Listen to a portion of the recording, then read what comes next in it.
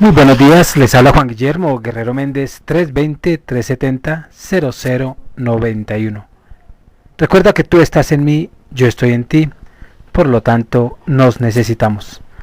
Productividad Humana Cuántica se hace presente en el mundo desde Colombia.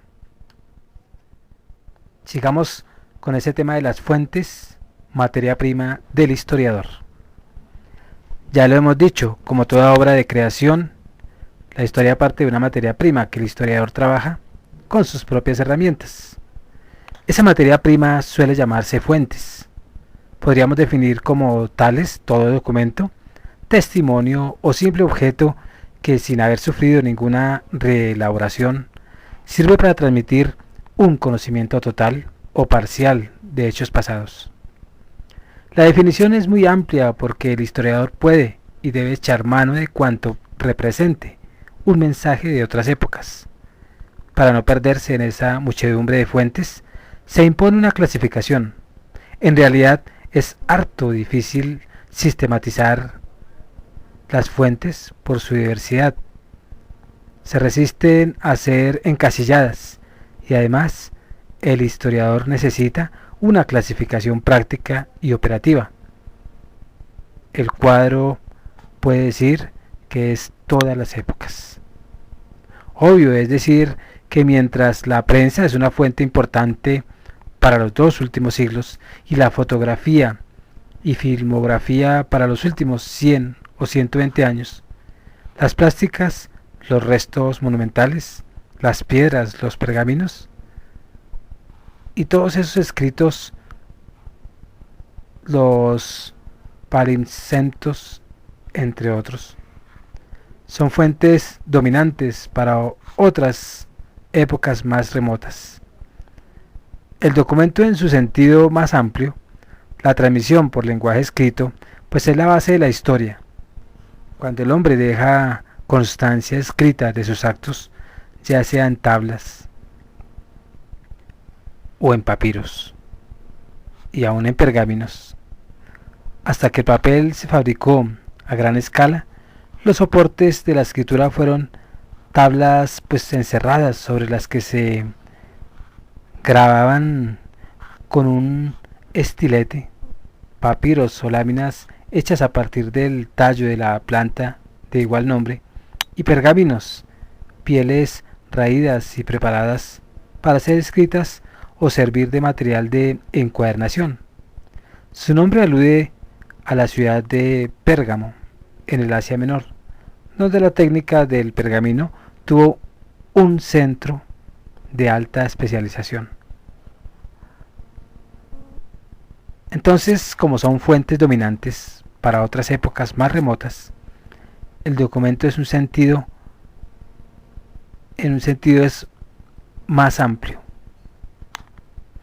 Hoy en día llamamos documento a algo más restringido, la comunicación escrita para dejar constancia de un hecho. El documento sigue siendo la fuente privilegiada. Puede ser político, como el diario de sesiones de un parlamento, o jurídico, como una colección legislativa, o económico, como el presupuesto del Estado. En los tres casos es un documento público, pero puede ser privado, como el acta de un congreso, de un partido o de un sindicato, el informe económico de un banco, o un testimonio o un contrato matrimonial, etc. El documento cuantitativo por excelencia es el estadístico, que también puede ser oficial, o tener origen bancario, sindical, etc. Esencialmente es el documento en el que se cuentan y miden unidades y magnitudes de lo más diverso. Los padrones y relaciones del siglo XV y XVI son ya estadísticas, pero esta no se desarrolla científicamente hasta el siglo XVII y XVIII, más precisamente con más estructura en el siglo XVIII. Precisamente a mediados de ese siglo se elabora en España el célebre catastro de Marqués de la Ensenada, los censos de población y más tarde los electorales y los sociales. no solo son fuentes cuantitativas de primer orden, sino que ayudan a desentrañar la composición social de una formación dada. Hay además fuentes que por naturaleza no son numéricas, pero que pueden ser convertidas en series cuantitativas. Por ejemplo, las listas de contribuyentes, las relaciones de grandes propietarios agrarios o de diplomados universitarios. La prensa requiere para su utilización un fuerte espíritu crítico y conocimiento de historia de la prensa. Ello y unas técnicas de trabajo adecuadas permitirán aprovechar cuantitativa y cualitativamente una fuente tan rica para la historia.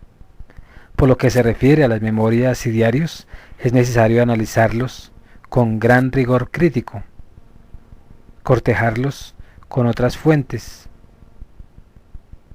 apreciar si se escribieron con proximidad temporal a los hechos y otros puntos más. La correspondencia impresa pierde su valor si ha sido reelaborada.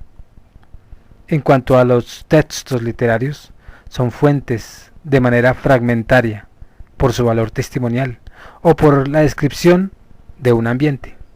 Así sucede cuando Sender describe la derrota anual de 1921 en su novela Imán, o Galdos, los fusilamientos de los sargentos del cuartel de San Gil en sus episodios, o con la novela El fuego de Barbús, testimonio fundamental de la guerra de trincheras en 1914 al 18, o en los Les Rougon-Macquer, en la que Zola reconstruye el ambiente de la burguesía financiera francesa durante el Segundo Imperio.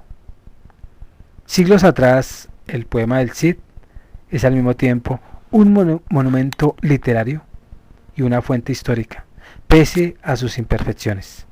Sin embargo, hay que tener mucho cuidado en distinguir lo que es fuente de la historia y lo que es bibliografía, el libro de historia de materia ya elaborada a partir de fuentes, directas o indirectas, y este último texto ya no es fuente, sino un libro de historia. La literatura ofrece a veces testimonios históricos directos en su obra de los tristes destinos, y el Archivo de la Corona de Aragón es uno de los 4 grandes centros documentales españoles. Teniendo en cuenta esas fuentes de la materia prima del historiador, tengamos en cuenta las escritas, manuscritas e impresas, que son esos documentos públicos, como los políticos, los económicos, los jurídicos, los cuantitativos, que son todas las estadísticas, y los documentos privados. Está también entre las escritas la prensa diaria, semanal y mensual, las memorias, la correspondencia, manuscrita o impresa, oficial o privada, y las escritas indirectas que se muestran en la literatura. Vamos a esas iconográficas, que son esas obras plásticas como la pintura, la escultura, la arquitectura, restos arqueológicos, y las gráficas como el foto, cine, diagramas, planos, mapas. También dentro de esas fuentes encontramos los testimonios orales, los directos de testigos o protagonistas, y los grabados, y varias fuentes como instrumentos de trabajo útiles de la vida diaria. Teniendo en cuenta las fuentes, materia prima del historiador, todo se documenta.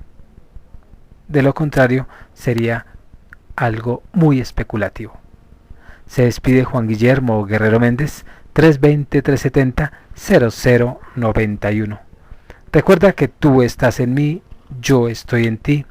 Por lo tanto, nos necesitamos. Productividad Humana Cuántica se hace presente en el mundo desde Colombia. Muchas gracias.